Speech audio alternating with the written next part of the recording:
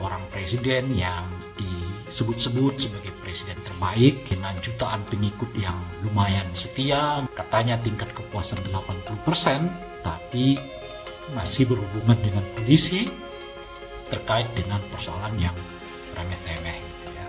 Bahkan ya setelah presiden atau mantan presiden Jokowi tidak lagi menjabat sebagai presiden, ya Pak Jokowi tetap masih berhubungan dengan pihak kepolisian terkait dengan ihwal dirinya gitu. Dan itulah yang saya sebut membuat saya sedih, seorang presiden yang disebut-sebut sebagai presiden terbaik ya, dengan jutaan pengikut yang lumayan setia gitu ya, dan juga katanya tingkat kepuasan 80%, tapi masih berhubungan dengan polisi terkait dengan persoalan yang remeh-temeh gitu ya.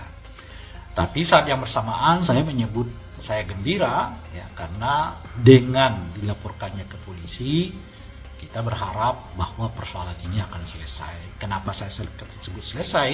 Karena kalau misalnya ya, laporan ini lanjut ke pengadilan, maka dengan sendirinya hal pertama yang harus dibuktikan adalah kesahihan dari ijazahnya Pak Jokowi.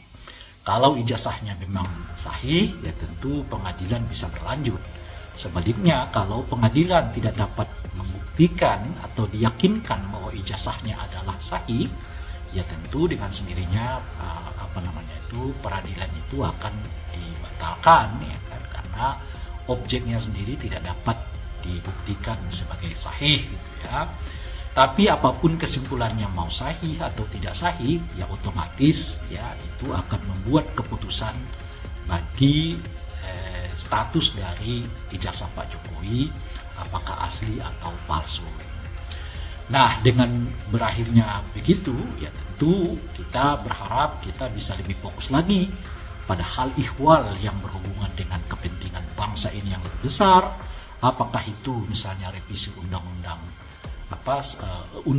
TNI gitu ya. Sekarang kita dihadapkan kepada revisi undang-undang kepolisian, revisi undang-undang ASN ya, yang saya baca di draftnya itu punya potensi akan disentralisasi gitu ya, undang ASN-nya begitu. Dan saat yang bersamaan PHK yang merajalela gitu ya, lalu juga soal KPK yang masih begitu-begitu aja. Bahkan sekarang ada ketentuan baru bahwa orang-orang di BUMN itu ya tidak dapat disidik ya oleh KPK gitu dan sebagainya. Itu masalah-masalah yang jelas sangat berat di mata kita gitu. Dan masalah ijazah Pak Jokowi itu saya kira sebetulnya remeh-temeh.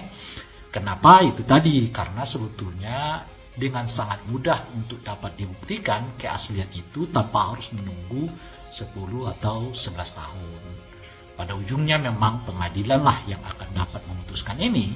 Maka dan oleh karena itu sebetulnya jauh hari sebelumnya Pak Jokowi dengan atau tanpa melaporkan orang dapat membawa kasus ini ke pengadilan untuk memberi kesahihan hukum atas ijazahnya itu. Download Tribun X sekarang, menghadirkan lokal menjadi Indonesia.